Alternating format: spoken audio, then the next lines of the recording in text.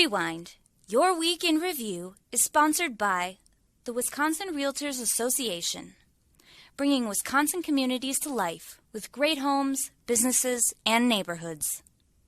The Wisconsin Realtors Association, the voice of real estate. This week on Rewind, your week in review. The state's high court has ruled in the redistricting battle, giving Governor Evers a victory. Plus, Michael Gableman releases his interim report after spending months investigating the 2020 election.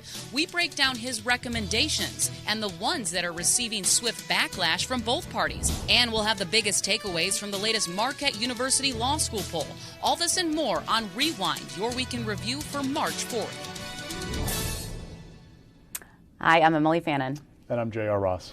J.R., we are starting off the show with your favorite topic, yes, redistricting. From the state's high court ruled yesterday, a 4-3, adopting Governor Evers' redistricting maps. Mm-hmm. Now, of course, Evers took this as a big victory. Let's first kind of just talk a lot about a few of the reactions that we heard after this ruling on Thursday. Governor Evers said, "Today's ruling is a victory for me. Isn't a victory for me or any political party, but for the people of our state for too long have demanded better, fair maps." And then, of course, we had, criticism from Republicans saying that, from Senate Majority Leader Devin LeMahieu, that he never had a hearing on these maps. He went around basically cut the corners to try to get this done. But I think let's put this into perspective for our viewers here of what map they picked, JR. They picked the least change approach, which we talked about a lot of times on this show, but let's kind of remind people what that really means. Well, I got to say, this was a surprise in some ways, but if you know Brian Hagedorn, it shouldn't have been. And why I say that was the court in November said least change approach to the existing lines, which Republicans approved in 2011. At the time, we thought, okay, the foundation is the Republican maps, therefore it's going to be a really good map for Republicans. And it still is. But it's not as good as it could have been, because Brian Hagedorn said, we're going to use a core retention measure about what the least change means. What does that mean? Well, congressional maps, okay? Evers' map moves 324,415 people to new districts. That's 60,000 fewer than the next best map, according to Hagedorn's ruling. With the legislative districts, all right? The Senate districts, almost the same. The core retention is 92.2%, meaning that the district you're in right now, you stay in it. But the assembly map, Evers' core retention is 85.8%, whereas the Democrat or Republican one was 84.2%. Brian used this core retention as the driving principle for what a least change approach was. Now, the three conservatives were up in arms that this was not mentioned in the November order or in Hagedorn's concurring opinion. This is made up, in the words of one of the conservative justices, ripping the decision. But Hagedorn, if you know him, he basically, we said we're going to do this, and we did it. That was the approach that he took in the map. Now, you have to note that the three liberal judges, Ann Walsh-Bradley, Rebecca Dallett, and Jill Karofsky, didn't like least change approach in November. They dissented from that ruling. They signed on to Hagedorn's opinion because with the parameter of least change, this was the best option. They also got the map that they wanted, right? Because they're liberals and it's Evers' map. The three conservatives unhappy, get the map that they wanted. They wanted the Republican map. So that might be driving some of their unhappiness with what Brian Hagedorn did. And of course, you're kind of leading into kind of the next topic I want to touch on is the politics behind this, right? We know Governor wants to take a victory lap with this, and it doesn't look so good for Republicans in a sense because they thought they had the upper hand going into court. And another topic we need to touch on too is that this legal fight might not be over. We could see this be challenged in federal court. Yeah, so let's talk about the possible challenges first. There are two possible challenges. One is the deviation from being exactly equal for congressional districts, right? There's a deviation of plus or minus 2. I know it sounds like a whole lot, but there's an argument made that it has to be plus or minus 1. So there's that question. Will the Supreme Court say that was not appropriate what we did? We'll see. The other thing is Governor Evers' maps include 7 majority black assembly districts. The question is, was that justified? Now, remember, the Voting Rights Act says that there are certain circumstances you have to give a minority community the opportunity to elect a candidate of their choice. There's a 3-part test the Supreme Court set down when deciding whether to draw districts based on race. One, that the racial group is sufficiently large and geographically compact, all right? 2, it's politically cohesive. And 3, the majority votes sufficiently as a block to enable it to usually defeat the minority's preferred candidate, i.e. white voters override black voters and elect a white candidate, for example, in a black-white district. The question is Evers' map, is there a justification of the Voting Rights Act to draw 7 districts? Don't forget, too, Evers' maps are precise in these 7 majority black districts. They are all between 50% and 51.4% black voting age population, with the caveat of it's an expanded definition of black. Traditionally has been if you are black or black and white on your census form, you're considered a black voter. Evers is using if you're black and Hispanic, black and Asian, any black heritage counts toward a black voting age population. I'm not a judge. I can't tell you if the courts will agree with that. But he's using it as a justification for these 7 districts. The conservatives say that's an unconstitutional racial gerrymander. These districts were drawn with a race in mind solely, therefore they will not withstand scrutiny. Pat Rogensack wants the U.S. Supreme Court to review this. So you can ask the U.S. Supreme Court to do stuff. You can't force them to, so we'll see how that goes. The interesting thing is the Republican map that the conservatives all thought they would preferred had 5 black majority districts in the Assembly. Annette Ziegler also wrote in her dissenting opinion that while she preferred the legislature's map, she also liked one from the scientists and mathematicians who had three majority black assembly districts. Again, I'm not a judge, I'm not a lawyer. I don't know how 3 would fly with the federal courts, although Voting Rights Act is a little bit up in the air, a couple of reasons. So there's your possible review. And here's what to keep in mind. Even if the federal courts don't overturn the map, if it stays in place for this fall, the fight is not done, because if there is a Republican governor come January and Republicans control both houses of the legislature again, even with these maps, pretty good bet, Republicans have the opportunity to pass their own maps, again, because this happened in the 1980s. Federal courts drew a map for 82 elections. Democrats had full control in 83. They put a map into the budget. Tony Earl vetoed out of the budget, saying not the appropriate place for a map. And they passed their lines as a standalone bill. Republicans would have that opportunity next year to put the map that was rejected by the court in place come January. Well, that was going to be, my next question. Like, where could we see this in the future? Of course, we're going to see the governor on the campaign trail touting that they selected my maps. But I think what we also need to let people know is that it's not really going to change much or give Democrats any, big headwinds in legislative or congressional districts, because it's just very least change approach like how we started this. But it puts a 2/3 majority just out of reach for Republicans, even in a good Republican year. Why is that important? If Governor Evers were to win in November, and again, we think Republicans should win the majorities with these maps even in place, if there's Evers in place, if you have the Republican map in place, Evers could be irrelevant, because if you reach 2/3 majorities in both houses, who cares what Governor Evers does, right? They can override him if they want to, as long as they're a cohesive unit. Look at these maps. So the governor's Senate map, for example, right? It has 20 GOP seats and 13 Democratic seats. When I say that they're Democratic-Republican seats, what I mean is that Dave's redistricting is a tool a lot of people use if you're a geek like I am about redistricting to gauge the performance of a district. Over time, there are 20 Senate seats that typically vote Republican, 13 that typically vote Democratic, right? The current maps we've had in place last decade, Trump won 22 seats, okay? If you look at the Assembly, all right, governor's map has 55 GOP seats, 44 Democratic seats. The existing lines, Trump won 62 of these existing districts. The Republican map, Trump, if they had been in place in 2020, Trump would have won 64 Assembly districts.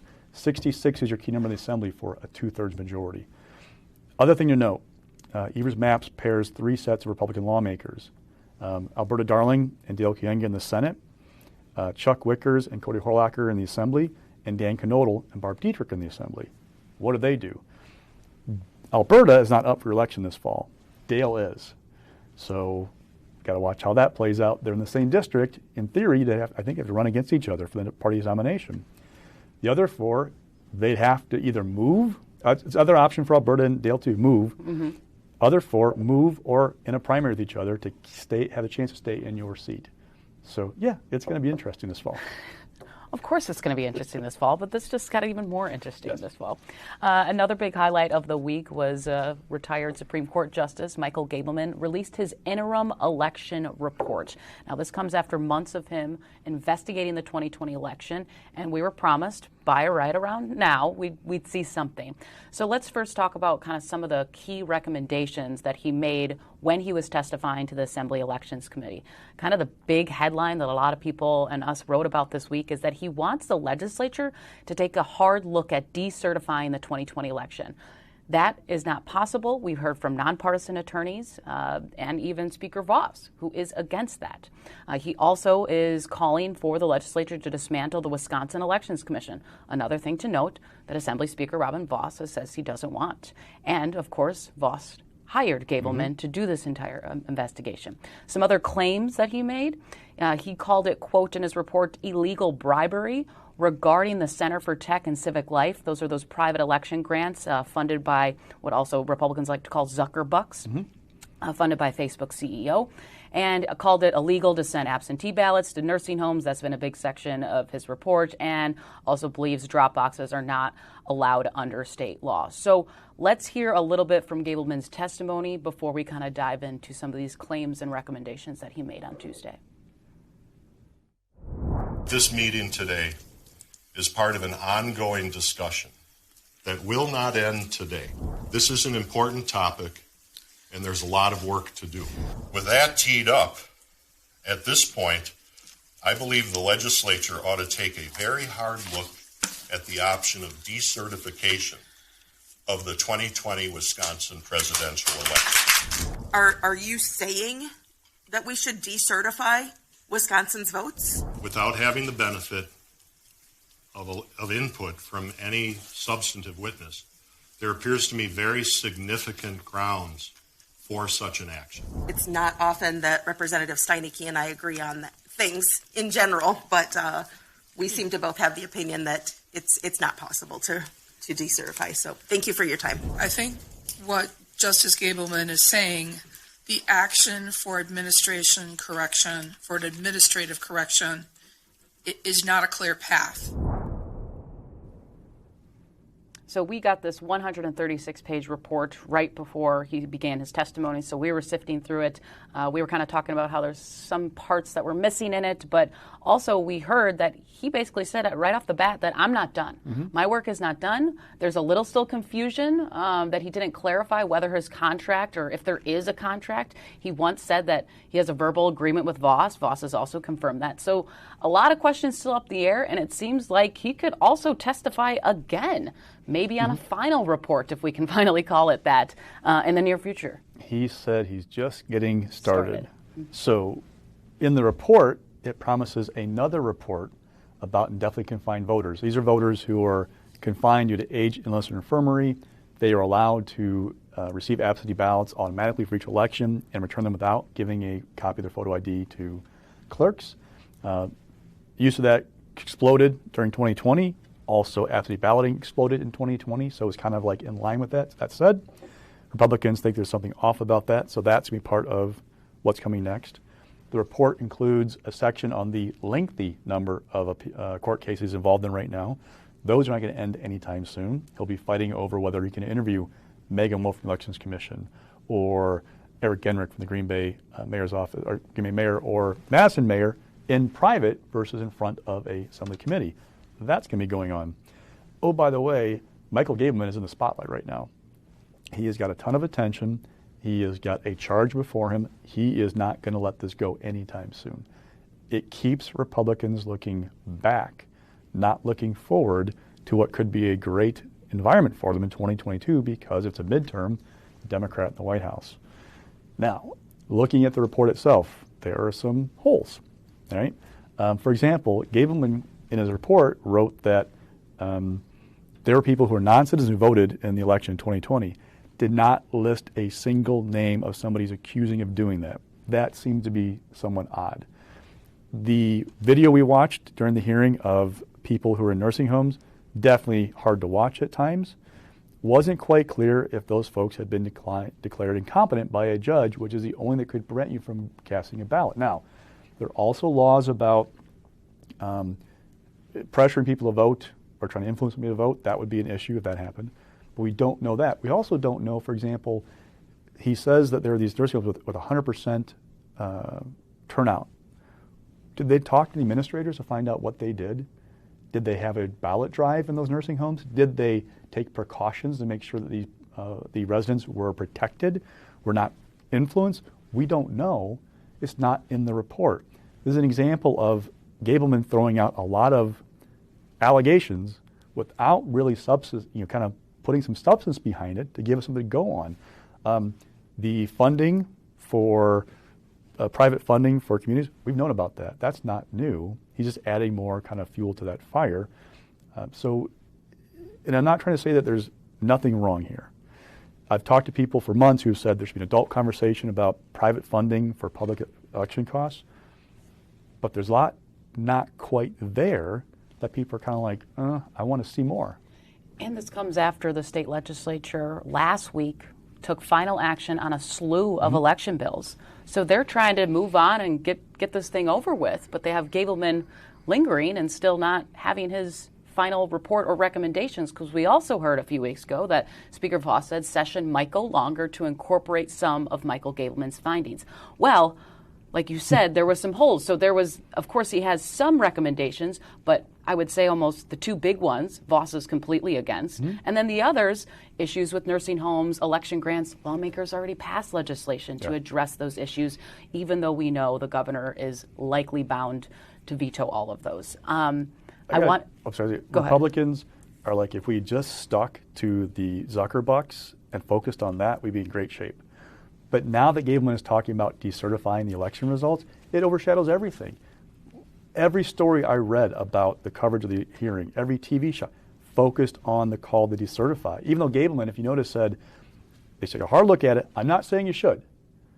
I'm saying there's a path to do it, although that path is kind of complicated because the Elections Commission is involved in it. And he goes into detail about this path, and that kind of just leads into our next slide, I should say, is that he got slammed for that from both parties. Yes, several Democratic statements, Governor Evers calling it an embarrassment, a circus, et cetera, waste of taxpayer funds. We had outgoing, I should say, Assembly Majority Leader Jim Steineke start doing a series of tweets saying, let me remind you folks that this is not legally possible. Our attorneys have said we can't do this. We don't have a path to decertification. And during my remaining time, I guarantee you I will not take part in any effort to do this. Called it a fool's errand, and let's focus on the future.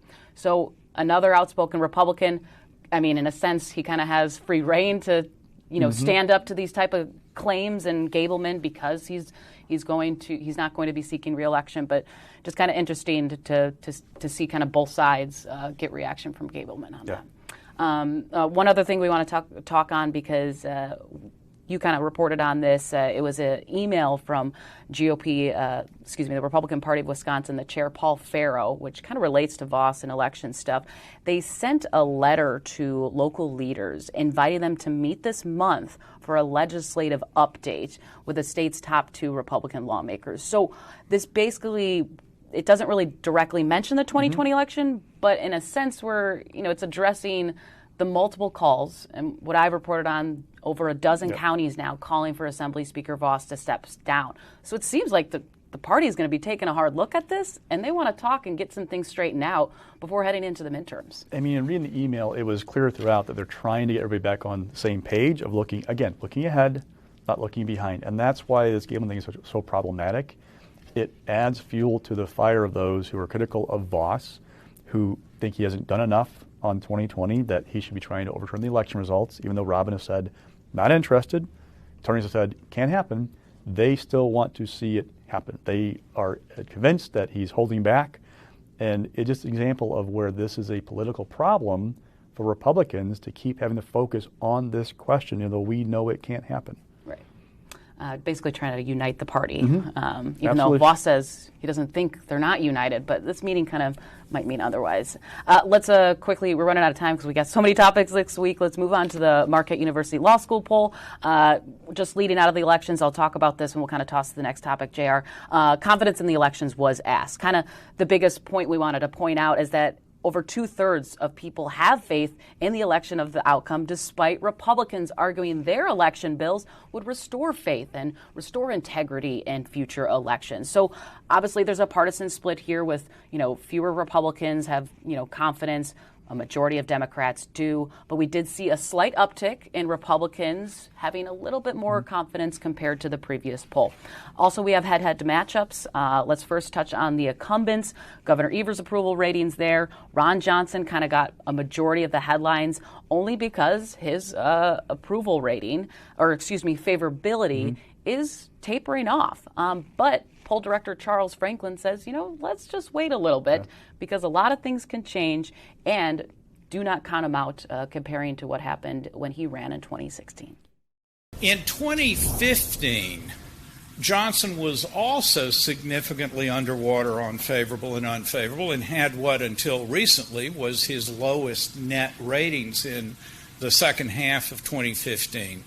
But if you watched him in our data in the spring of 16, those favorable numbers got better and better and better. He was trailing Feingold, but from the midsummer through our last pre-election poll, the margin closed and closed again and closed again, so that by our final pre-election poll, we had it inside the margin of error. Feingold by 1, but a toss-up. Johnson ends up winning by just over 3.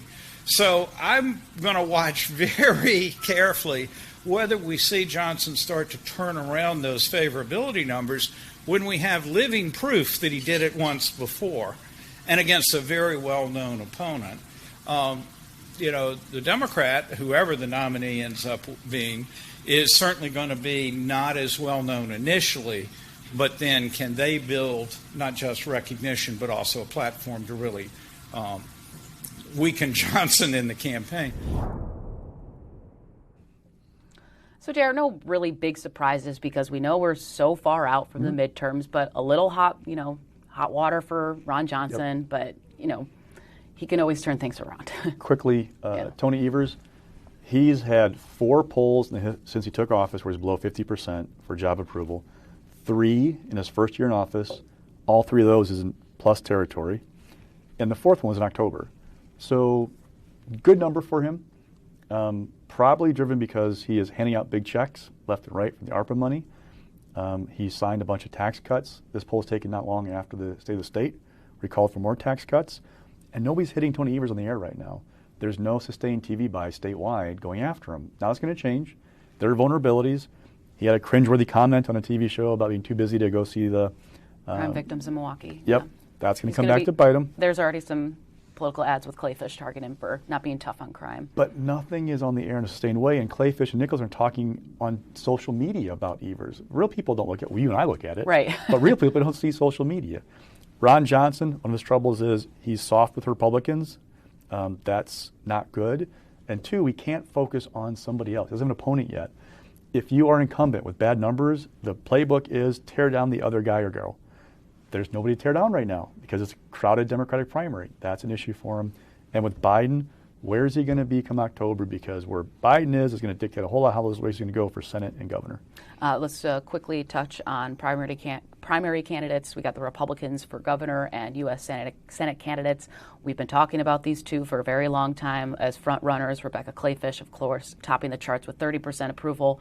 Mandela Barnes with 23%. But I think the interesting part with the U.S. Senate race is that Alex Lasry is in second place.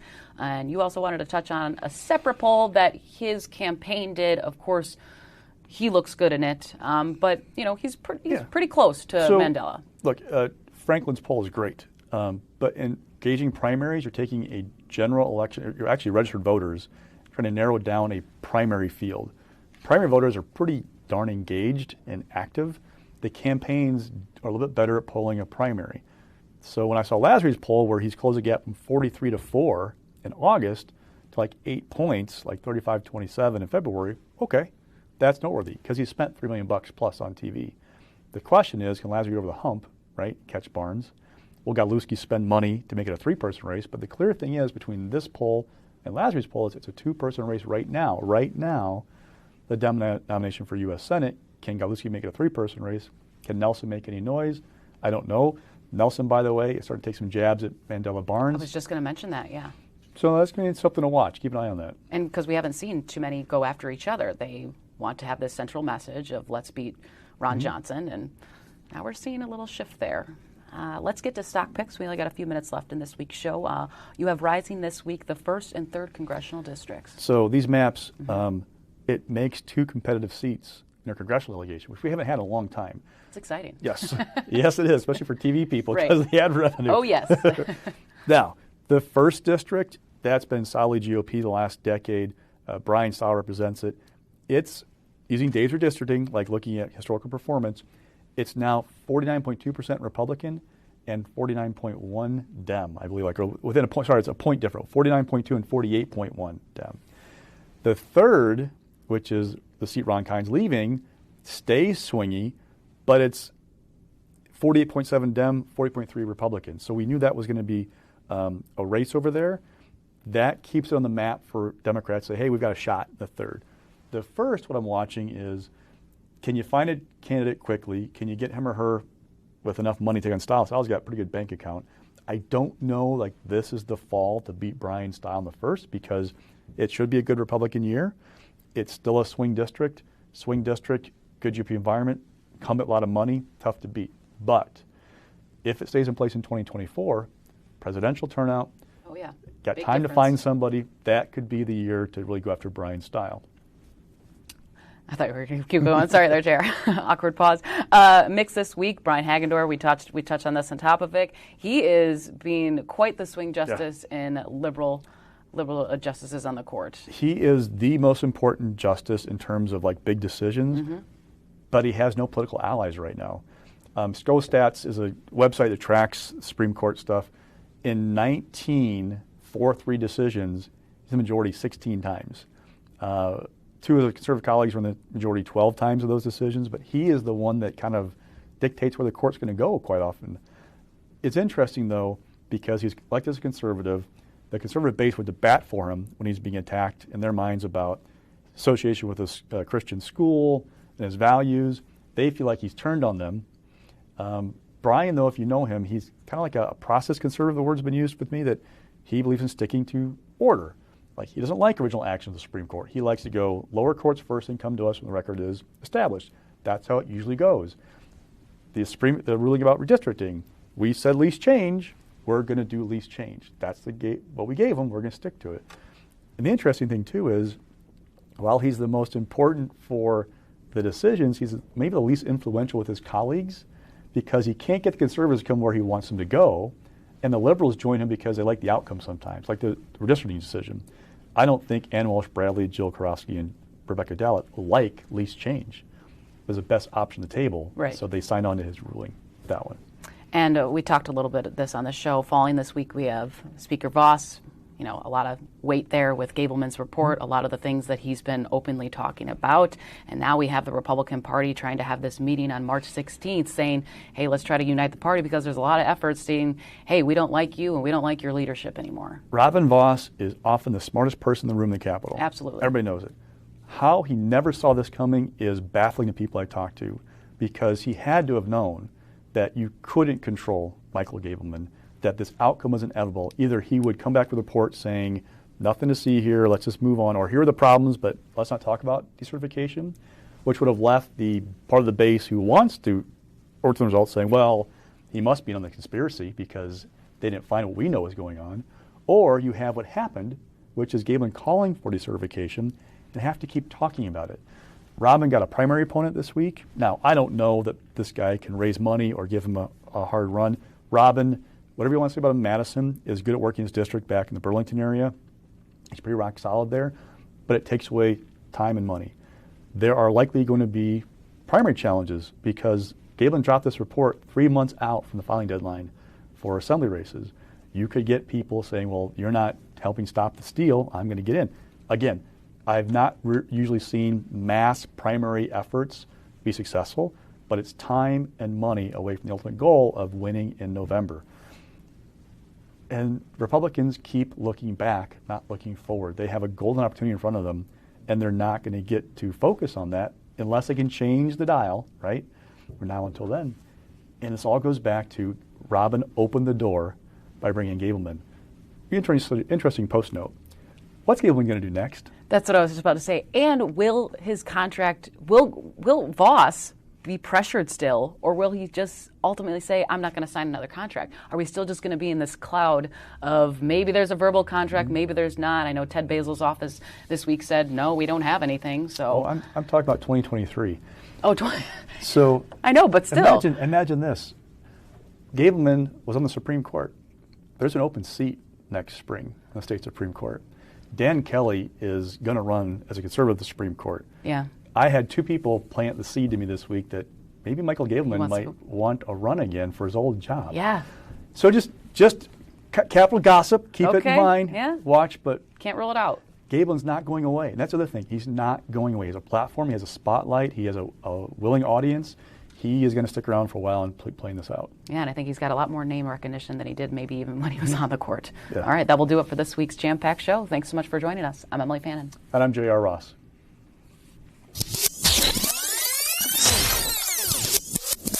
Rewind. Your Week in Review is sponsored by the Wisconsin Realtors Association, bringing Wisconsin communities to life with great homes, businesses, and neighborhoods. The Wisconsin Realtors Association, the voice of real estate.